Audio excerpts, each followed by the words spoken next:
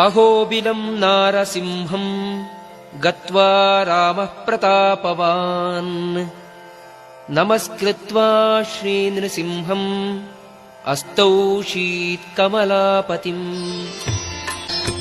Govinda Keshava Janardan Vasudev Vishwesh विश्वमधुसूदन Vishwarup श्रीपद्मनाभ Purushottam Pushkaraksha श्रीपद्मनाभ Purushottam Pushkaraksha नारायणाच्युत